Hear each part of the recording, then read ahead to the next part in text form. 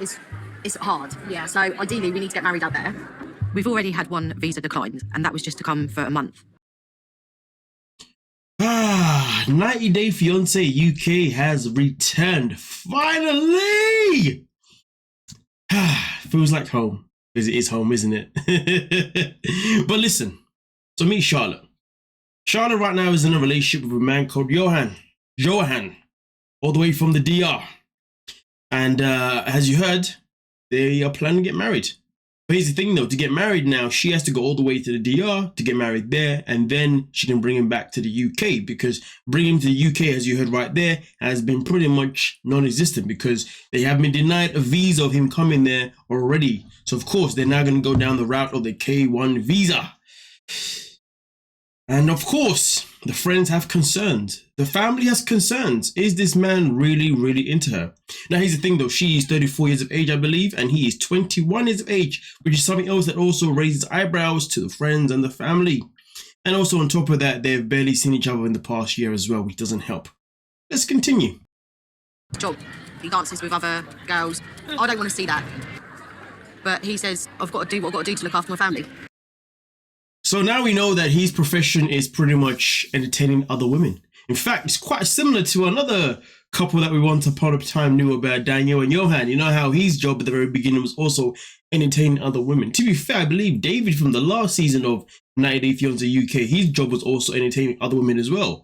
It is quite interesting, isn't it, how a lot of these men in these southern part of America, their jobs is always, you know, hospitality to other women. But nonetheless, though, let's continue. The girls, it's crazy. So, where you from? Atlanta. Oh. I think we have. Oh, before we even get into that one, is something particular. Let's just go back, back. So straight away, the introduction of this man is quite hilarious. I've never seen an introduction like this personally on 90 Day Fiancé, but literally, I get a lot of girls, and look at the smile on his face. Man's like, yeah. I be that guy in my ends. I be that guy where I'm from. Straight away, really and truly tells me that this man potentially cannot be trusted. That this is a man that is only really out there for himself and nothing else but himself. With this level of confidence, I'm just saying. But nonetheless, though, why does he get a lot of girls? Because of his line of work. So what makes Charlotte so special? Well, that we don't know just... actually, no, we do know, and I'm going to get to that in a second, actually, to be fair. It just hit me in my head what makes her so special compared to all these other women that he's obviously always entertaining. And he does say that, you know, whenever he's doing his job, some women will ask him whether or not he's married, whether or not he's got a girlfriend, you know what I mean? If he's taken any kind of format. The question is, when he's asked these questions, what are the answers that he's given? That is the real question, isn't it now? Nonetheless, though. Let's move on to the next base of particular here. It's crazy. So, where you from? Atlanta. Oh. I think. So in this part itself in particular, he's speaking to his friend, or he's obviously speaking to us, but he just had a conversation with his friend. And as you can see, he says, I think we have more better life in the UK. And also on top of that, he believes that if I have a job there, therefore I'll be able to provide a better life for my family.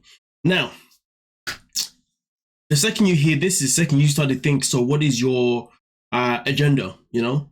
What is your intention? And right now, it seems as if his intention is pretty much to get to the UK to be able to start earning money, not necessarily for his life in the UK with his woman, but for the fact that he can continue providing for his family. Because in this episode, they do explain, or at least he does explain, that he has been working hard to make sure he can also provide money for the family. But that's where things get interesting even more as well. So let's proceed. But right now, if I'm going to take a guess and say what makes her so special, Charlotte, will be the fact that, one, she's going to be able to bring him to the UK because apparently he's always had a dream of being in the UK. That's one point of what makes her so special. Let's get into the next one.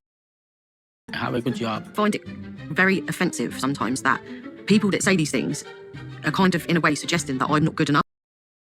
Let me just elaborate on what she's talking about here. She finds it quite offensive that people are questioning why he's with her. People are questioning if their relationship is actually, or if it's actually real, or if he's just using her just to get to the UK. So of course, therefore, it's making her feel like what are you saying? Because the way I look, or what is it about me that's telling you that I'm not good enough for this guy, and that's why she finds it offensive? And to be fair, respectfully, I completely get it, completely understand it. You know, when people judge us based on who we are, it is pretty much something that can make us not feel so good. You know, make us feel as if like, you know, we're this and that.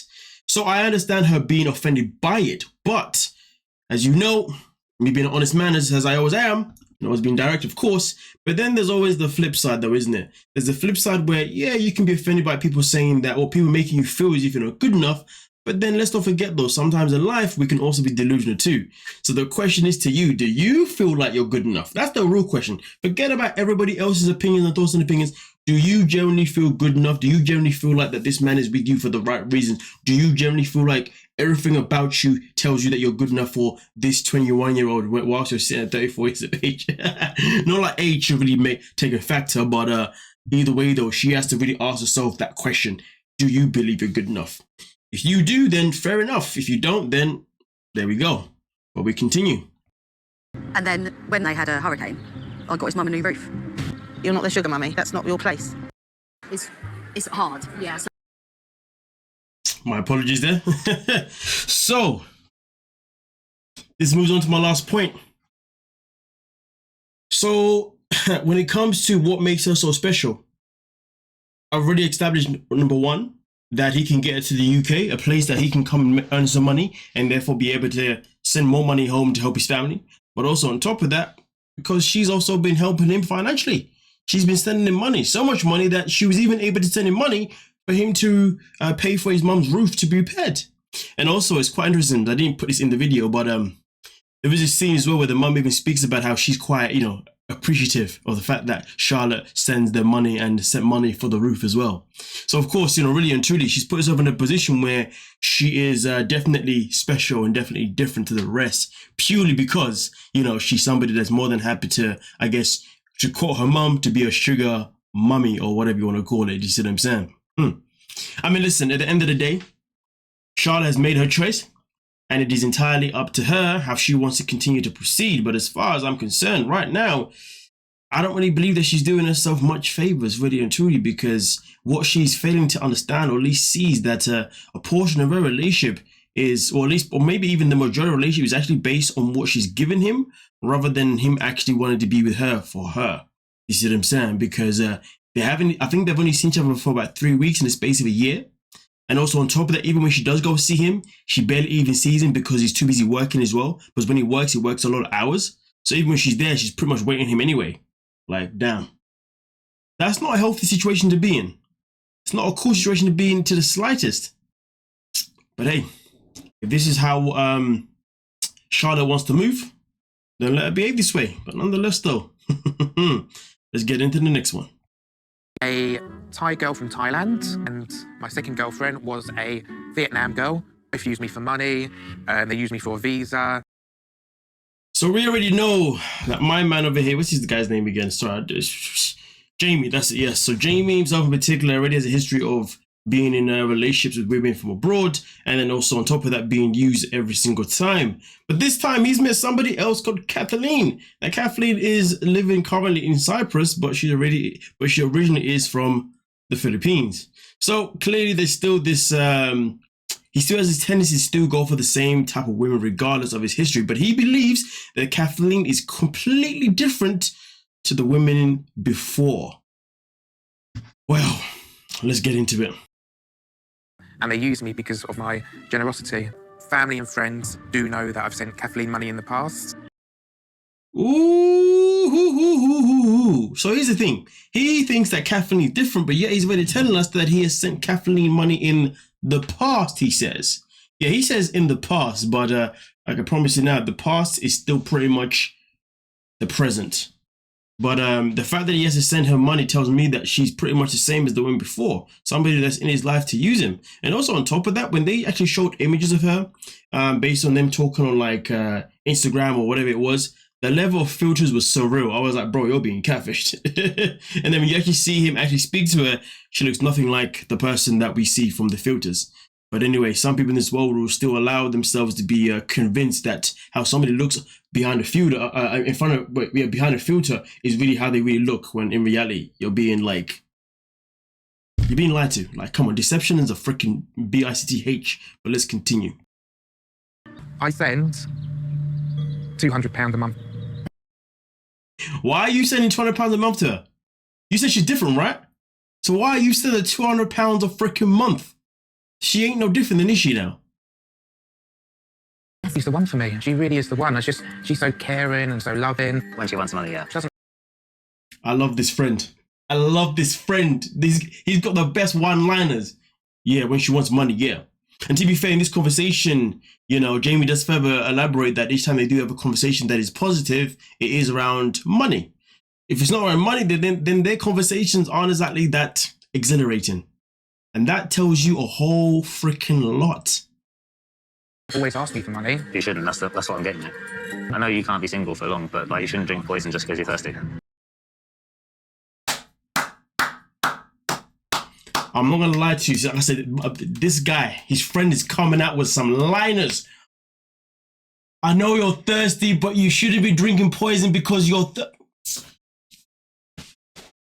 Yo, that line is crazy. I'm gonna start using that line. Oh my God. I always say that the UK is where the smartest people are, you know what I'm saying? No, I'm just playing. But we do have some very interesting people out here, you know what I mean? And to be fair, we are pretty much, not all of us to be fair, but you do come across quite a lot of us that are quite blunt and direct, and we don't waste no time, you know what I'm saying? We have zero tolerance to BS. Not all of us, just some of us. And his friend over here, who's wearing the top that says, I am weird, but you're boring. I love it. Cutthroat. He's just telling him, yeah, when money's involved. Yeah, poison. Let's get into it. She doesn't ask me all the time, and I know she's not after me for that. It's for love and for family. I don't know who told him this, but the person who told him this in his little head, that his relationship is for love and not for money, boy. But anyway, let's get back to the friend, because the friend finishes off with another. Love and for family. If you propose to Kathleen, I'll give you the biggest slap. If you propose to Kathleen, I'll give you the biggest slap. Yo, the friend ain't playing about. He ain't playing about, but to be honest with you, in reality, though, that friend of his, yeah, he's probably not even like that. I've come across people like him. They've definitely got a mouth, but when it comes to the heat, I didn't say anything. No. But either way, though, I respect the friend for keeping it 100, keeping it real. But sadly, we live in a world where some people aren't ready for the truth. So despite the fact that the friend is telling him the truth, and he's telling me the truth in such an interesting way, Jamie still isn't going to listen, because right now Jamie is fully convinced that Kathleen is completely different to the women in the past. But he does say that there was a point where he did actually break up with her after 6 months. And the reason why he broke up with her was because his friends and family got into his head that she wasn't any good for him, so therefore he broke up with her. But within the 6 months, he missed her dearly and therefore decided to reconnect with her again. And of course, when he decided to reconnect again, everything has been about money continuing forward. I mean, really and truly, he should be listening to his friends and family, but as you can tell, well, at least you should be able to tell, clearly, Jamie is somebody that suffers with a lot of low self-esteem, if you ask me personally. If his self-esteem was a bit higher, in a better place, I'm pretty sure he'd be able to also recognize these red flags. But sadly, he's somebody who's clearly potentially got a very good heart, but because of that, he doesn't see what's right, what's wrong, what's being used, what's not, what's deception, what's not, X, Y, Z. You see what I'm saying? But anyway, this is going to be an interesting season. I'm so happy that the day Fiancé UK is back. Okay, whatever. Let me move on to the next couple. Big stomach too. He can be a bit of a bitch, and there has been times when we do fight and we are angry at each other. So here's the thing that Johnny Boy, it is Johnny, woo! Anyway, yeah, so Johnny Boy over here is unable to understand that Sprite, his man, he's not into him. Point blank, period. Like, he starts off by literally fat shaming him, you know? Yeah, big stomach too. Because prior, you see, John was like, yeah, muscles, which obviously has none. And he was like, yeah, you got big stomach too, as you noticed. But then now let's get into the next bit, because the next bit is pretty much quite brutal if you ask me. Oh, baby, I can't wait to see you here. I miss you so much. What? Baby, I miss you. I think I'll just be happy to see you, baby. Just hug you and kiss you. Yeah. Yeah. No love back. 0 Fs. He's not saying a single thing. You cannot be this delusional. You cannot be this stupid. But you never tell me you miss me or you love me. Never. Miss you so much. Even when he says that, he still says nothing. There's going to be a time in life you have to recognize when somebody isn't into you. The time has to come. There's a time in life you have to recognize that maybe you're wasting your time. Maybe you're being used. Maybe you're being taken advantage of, whatever it could be. But that's the question though. What is Sprite want out of this relationship? Why is he even into John? Now, I will say this though, they didn't meet because John himself in particular used to work, I believe, was it the Philippines? Which country was it? I do apologize. I'll have to get right for the next time. I think it was the Philippines. He worked there and that's how they met when they were there, to be fair. And, you know, since there's been a long distance relationship. But he does say that they do barely talk because of the time difference. So when they talk, it is pretty much very limited time as well. But hey, let's get into it. I'd like to. If I move to UK, it's an opportunity for me like to become bigger, to explore more than what I usually have. Bingo! Bingo! This is what it is. He just wants to come to the UK, so therefore he can further his own career. That's what it comes down to. It has nothing to do with you, John. He doesn't want you, John. He's never wanted you. He never will want you. And I say that because of what's to come. And you see it. Let's get into it. He, you know, looks at me and thinks the same way. He does sometimes comment, you know, like I need to lose weight and stuff like that. I think he does like the way I look, but it is sometimes. How can you tell me that he comments about your weight, but then you say, but you do think he likes the way you look? He doesn't like the way you look. Otherwise, he wouldn't comment on your appearance. If this is something that he does like on a continuous basis, that should tell you 1,000 freaking words. You know, and went through his phone, and I saw a picture of him in a hotel with another guy. And now we've already got infidelity. You've seen him in a hotel with another guy. You may have never seen what they got down to, but you saw it anyway. So really and truly, why are you even still in this relationship? It is very sad that we live in a world where there's so many people with such low self-esteem that they put themselves in these positions that they really shouldn't be in the first place. It is a very sad life that we do live nowadays, you know what I mean? Because people are putting themselves in positions that are just very uncomfortable, very unnecessary. But hey, we can only really wish that maybe some people can finally find ways to build up their own self-esteem, their own self-respect, and also understand their own boundaries as well. Someone like John is somebody that obviously doesn't even know his own boundaries, somebody that obviously doesn't have enough respect for himself, let alone self-esteem in the best way. And he's obviously allowing this behavior to consume him. And that is pretty much been the theme of this episode, you know, with each couple that we've come across. You know, every single one of them right now are giving me energy of they are all being used, but they are all choosing to be blinded by it. They all choosing to fall into this deception because when it comes to having any kind of self-esteem for themselves, they just don't seem to have it, which is very, very sad, you know what I mean? But hey, I'm excited for the season. So I'm looking forward to it. But they have already dropped 3 episodes anyway, so I'll be back with more uploads regarding the next 2 episodes as well throughout today and tomorrow. But nonetheless, though, thank you so much for your time, and I'll see you in the next one. Don't forget to like, subscribe, and of course, peace.